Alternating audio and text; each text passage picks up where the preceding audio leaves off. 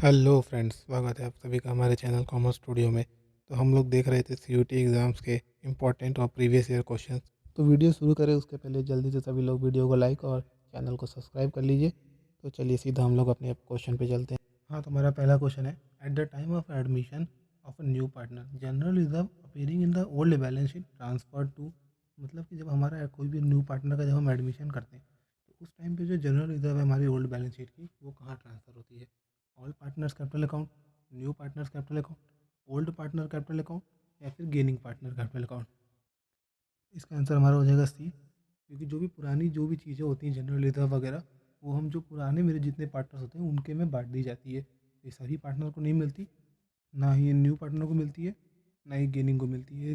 ये जितने भी हमारे ओल्ड पार्टनर होते हैं उनके कैपिटल अकाउंट में इसको डिस्ट्रीब्यूट कर दिया जाता है। हम लोग इस जो हमारा सीयूटी का इंपॉर्टेंट क्वेश्चन है इसमें सिर्फ आंसर ही नहीं देखेंगे बल्कि उसको सॉल्व करने का तरीका और उसके रीजन भी समझेंगे कि आखिर ऐसा क्यों हो रहा है। अब आगे चलते हैं अपने दूसरे क्वेश्चन पे। हाँ, तो अगला क्वेश्चन है हमारा ये, मैथ द फॉलोइंग। सीयूटी में इस तरह के क्वेश्चन बहुत ज़्यादा आते हैं, तो ये भी हमारा बहुत ज़रूरी क्वेश्चन है, इसको भी ध्यान देंगे। तो सबसे पहला एक तरफ है बेसिस ऑफ डिवेंचर, दूसरी तरफ है टाइप्स ऑफ डिवेंचर, मतलब किस बेसिस पे हम डिवेंचर का टाइप्स बांट सकते हैं। सबसे पहला है टेन्योर। टेन्योर क्या हो गया? एक तरीके का टाइम पीरियड, तो उसका हम इरिडीमेबल से उसको कन्वर्ट कर सकते हैं। दूसरा है interest rate point of view, मतलब कि इंटरेस्ट जो डिवेंचर पे मिला उसके पॉइंट ऑफ व्यू से, तो उसका point of view zero coupon debenture. तीसरा सिक्योरिटी, सिक्योरिटी मतलब सिक्योर्ड। अब बियरर का मतलब रजिस्टर्ड है कि नहीं है। हमारा क्या हो गया? बी ए डी सी, ये पहला वाला। इसका करेक्ट ऑप्शन हो जाएगा पहला। इसमें अगर हमें एक भी आ रहा होगा तो भी जल्द काफ़ी बार हो जाता है, जैसे पहले का पता है कि बी, अब देखेंगे तो बी किसी में नहीं तो मतलब वही। इस तरीके का इसमें तो हम तुक्का भी मार सकते हैं, तो इसलिए कभी भी आपको मैच द फॉलोइंग वाला आएगा तो उसको छोड़िएगा नहीं, इसमें तुक्का भी कोशिश करिएगा। अब आगे चलते हैं अपने तीसरे क्वेश्चन पे। Following are the essential element of a partnership firm except, मतलब इस इनमें से क्या है जो पार्टनरशिप फर्म के लिए इसेंशियल है सिवाय एक को छोड़ के। मतलब हमें इसमें क्या पता करना है, ऐसा कौन सा एलिमेंट है इसमें से जो कि पार्टनरशिप फर्म के लिए इसेंशियल नहीं है। क्वेश्चन को ध्यान से पढ़ना है, क्योंकि इसमें पूछा है ना कि एक्सेप्ट मतलब इसेंशियल नहीं है, तो पहला है एटलीस्ट 2%, ये तो ज़रूरी है। देयर इज एन एग्रीमेंट, ये भी ज़रूरी है। एक partnership agreement is for some business, ये भी ज़रूरी है। Equal share of profit and loss, ये ज़रूरी नहीं है, क्योंकि वो प्रॉफिट एंड लॉस हमारा कोई भी रेशियो में शेयर हो सकता है। इसका करेक्ट आंसर क्या हो गया? सी। अब इसके बाद चौथा क्वेश्चन है, which of the following statement is true. ये ट्रू और फॉल्स वाले भी काफ़ी क्वेश्चन आते हैं हमारे सीयूटी में, इसमें हम लोग सभी तरह के क्वेश्चन डिस्कस कर रहे हैं इसीलिए। तो इसमें सबसे पहला क्या है, a minor can not be admitted as a partner. Minor partnership में एडमिटेड नहीं हो सकता, ये गलत है। Minor can be admitted as a partner only. तीसरा है, minor can be admitted as a partner but his rights and liability are the same of adult partner, ये भी गलत है। Minor can be admitted as a partner only, ये भी गलत है। मतलब इसमें तीनों गलत है, तो नन ऑफ दी एबव हमारा सही हो जाएगा।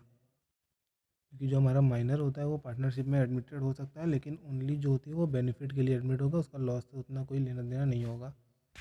आगे चलते हैं हम लोग अपने अगले क्वेश्चन पे। The relation between partner and the firm is that. Firm का और पार्टनर का रिलेशन क्या होता है? ओनर का, एजेंट का, ओनर एंड एजेंट का, कि मैनेजर का। तो जो फर्म पार्टनर होता है वो हम लोग पार्टनरशिप में पढ़े हैं कि पार्टनर का जो फर्म से रिलेशन होता है वो ओनर भी होता है और फर्म के लिए एक एजेंट के तौर पे भी काम करता है, तो वो दोनों होता है, ओनर भी होता है और एजेंट का भी रिलेशन होती है। इसका करेक्ट ऑप्शन क्या हो जाएगा? सी।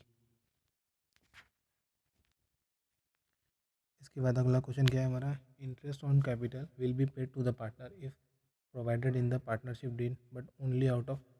मतलब इंटरेस्ट ऑफ जो कैपिटल पे जो इंटरेस्ट मिलता है पार्टनरशिप में, अगर वो हमारे पार्टनरशिप डीड में दिया है तो उसे हम किससे पेमेंट कर सकते हैं? प्रॉफिट से, रिजर्व से, एक्यूमुलेटेड प्रॉफिट से, कि गुडविल से। जब भी हमारा इंटरेस्ट जो भी पेड होता है कैपिटल पे, उससे वो सिर्फ हमेशा प्रॉफिट से ही पेड होता है और किसी चीज़ से नहीं। इसका क्या आंसर हो गया? ए, प्रॉफिट। और इंटरेस्ट ऑन कैपिटल अगर पार्टनरशिप डीड में नहीं दिया है तो उसका पेमेंट कभी भी नहीं होगा। इंटरेस्ट ऑन कैपिटल जब अगर डीड में होगा तो ही पेमेंट होता है। इसके बाद हमारा अगला question, A and B are a partner in a firm. They are entitled to interest on their capital, but net profit was not sufficient for the interest. Then net profit will be distributed among in partner. मतलब ए and B एक firm में partner है जिनको कि interest उनके capital पे मिलना चाहिए, लेकिन नेट प्रॉफिट जो है वो इनसफिशियंट रहा, वो सफिशियंट नहीं है कैपिटल पे इंटरेस्ट देने के लिए। तो जो हमारा नेट प्रॉफिट होगा वो कैसे किस रेशियो में डिस्ट्रीब्यूट होगा? एग्रीड रेशियो में, profit sharing ratio, capital ratio या इक्वली। तो ये हमारा होता है कैपिटल रेशियो में डिस्ट्रीब्यूट होता है हमेशा। अगर वो इनएफिशिएंट है, अगर बांटने के लिए जो सफिशिएंट नहीं है, तो उस चीज़ को हमेशा हम कैपिटल के रेशियो में डिस्ट्रीब्यूट करते हैं। अगला है हमारा select the best alternative. Goodwill is a fictitious asset, goodwill is a current asset, goodwill is a wasting asset, goodwill is a intangible asset. इसमें से हमें बेस्ट अल्टरनेटिव सेलेक्ट करना है। तो इसका करेक्ट ऑप्शन होगा D, goodwill is intangible asset. उसके बाद अगला क्वेश्चन है, इन case of admission of a partner the entry of unrecorded investment will be. जब हम किसी पार्टनर का एडमिशन कर लेते हैं तो उस टाइम पे जो भी अगर अनरिकॉर्डेड इन्वेस्टमेंट है तो उसकी क्या एंट्री होती है। Debit the partner account, debit partner capital account and credit investment, debit revaluation account and credit investment account, debit investment account and credit revaluation account, कि नॉन ऑफ द अबव। तो इसका answer होगा सी, debit investment account. एक credit होता है revaluation. जो भी हमारा अनरिकॉर्डेड जो भी इन्वेस्टमेंट वगैरह होती है तो उसको हम रीवैल्यूएशन अकाउंट में ही दिखाते हैं। इन्वेस्टमेंट अकाउंट को हम डेबिट करेंगे और किससे करते हैं, वो रीवैल्यूएशन अकाउंट से। तो हमारा जो भी होगा investment account debit to revaluation account. अब आगे बढ़ते हैं अगला क्वेश्चन। क्वेश्चन नंबर 10 है, sacrificing ratio is use to determine in case of admission of a partner. मतलब पार्टनर को एडमिट कर रहे हैं पार्टनरशिप में, तो उस टाइम में हम सेक्रीफाइसिंग रेशियो का यूज़ किस में होता है। रिजर्व के लिए होता है, गुडविल के लिए होता है, रीवैल्यूएशन की balance in profit and loss account. तो हम लोगों ने पार्टनरशिप में पढ़ा था सेक्रीफाइसिंग रेशियो का यूज़ हमेशा हम गुडविल बांटने के लिए करते हैं। जो भी हमारा न्यू पार्टनर गुडविल लेके आता है उसको सेक्रीफाइसिंग रेशियो में जो पुराने पार्टनर होते हैं वो बांट लेते हैं। तो इसका क्या हो गया आंसर हमारा बी। तो अब हमारा अगला क्वेश्चन है, A and B are a partner sharing a profit and loss in the ratio of 5:3। On the admission C bring 70,000 as the cash and 43,000 as the goodwill. New profit ratio will be A B C का 7:4, 5:4 and sacrificing ratio of A and B is, मतलब इसमें हमको क्या निकलना है, sacrificing ratio. हम लोगों ने पहले पढ़ा है कि सेक्रीफाइसिंग रेशियो का फॉर्मूला होता है ओल्ड माइनस न्यू। ठीक है, इसका ओल्ड माइनस न्यू कर लेते हैं। ए का ओल्ड रेशियो है 5:8, माइनस करेंगे 7:16, तो हमारा आ जाएगा 3:16। इस तरह हम लोग बी का निकालेंगे, तो बी का ओल्ड रेशियो है 3:8, माइनस करेंगे 5:16, तो हमारा आ जाएगा 1/16। तो हमारा सेक्रीफाइसिंग रेशियो हो गया, ए का हो गया 3/16, बी का हो गया 1/16, तो क्या हो गया 3:1। Answer number A. सिंपल सा है, सेक्रीफाइसिंग रेशियो क्या होता है हमारा, old minus new. Old ratio में से न्यू रेशियो माइनस कर दिया, सेक्रीफाइसिंग रेशियो आ गया। इसके बाद हमारा अगला क्वेश्चन चलते हैं। अगला क्वेश्चन है, A B C and D are a partner, A and B sharing 2/3 of a profit equally and C and D sharing remaining 3:2। Find the profit sharing ratio of A B C D. मतलब कह रहा है कि A B C D एक firm में partner है जिसमें A B 2/3 जो प्रॉफिट है उसको इक्वल शेयर कर रहे हैं और जो रिमेनिंग बच रहा है उसको सी और डी 3:2 में शेयर करते हैं। तो पहले हम लोग जो 2/3 प्रॉफिट है उसको दो भाग में बांट लेते हैं इक्वली। तो 2/3 को हम लोग दो भाग में बांट लेते हैं, तो उसके लिए 1/2, ये ख़त्म, 1:3 और 1:3, ये हमारा हो गया ए का और बी का शेयर। जो हमारा रिमेनिंग बचा है 2/3 के बाद, तो उसको देख लेते, तो मान लेते हैं कि टोटल 1 है, उसमें से अगर 2/3 निकल जाएगा तो हमारा बचेगा 1/3 रिमेनिंग। अब जो ये 1/3 है इसको सी और डी 3:2 में बांट रहे हैं। तो कैसे निकलेगा, जितना सी का शेयर होगा उससे हम लोग उसको मल्टीप्लाई कर लेंगे। तो सी का शेयर है 3/5, इससे मल्टीप्लाई किया।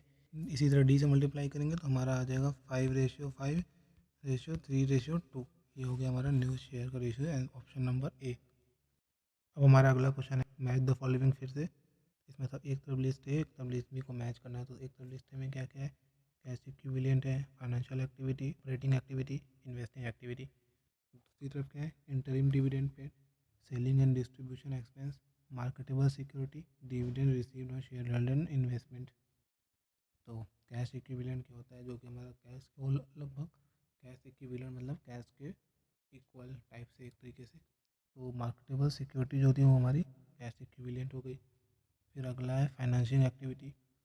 Financing activity interim dividend pay, जो भी हम डिविडेंड वगैरह देते हैं वो फाइनेंशिंग एक्टिविटी।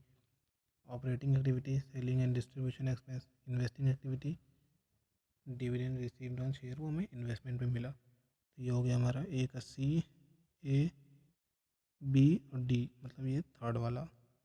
इसमें भी हम देखेंगे तुक्का मारने की कोशिश करेंगे, हमें सी पता है तो हमारा तुक्का लग जाएगा। इसलिए मैंने पहले भी कहा था कि मैच द फॉलोइंग जरूर करके आएगा। उसमें अगर आपको एक भी आ रहा होगा तो भी बहुत बार चांसेस होती है कि वो सही हो जाए।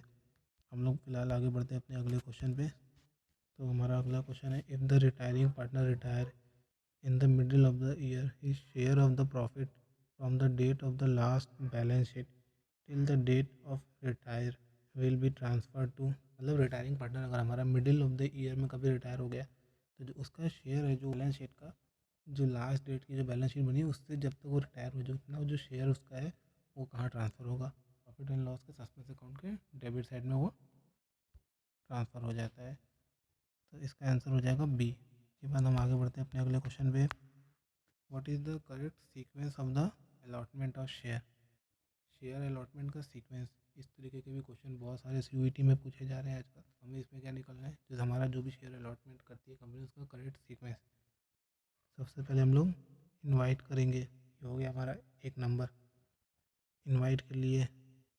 इनवाइट के बाद क्या होगा, हमें एप्लीकेशन मनी मिलेगी, ये हो गया हमारा 2 नंबर।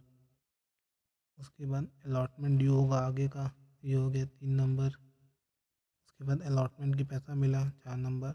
लास्ट में शेयर कॉल मिलेगा, मतलब हो गया सी डी ए, नहीं मतलब हमारा हो गया बी डी सी ए ई। आंसर देख लेते हैं इस सीक्वेंस में कौन सा है, बी डी सी ए ई, ये हमारा पहला वाला सही हो गया। सीक्वेंस में हमें कुछ दिक्कत नहीं, सिर्फ हमें शुरू से लेकर एंड तक सीक्वेंस चलना है, बहुत इजी होता है, कोई दिक्कत नहीं है। बस हमें सीक्वेंस पता करना है कि कैसे कैसे चीज़ें होनी चाहिए।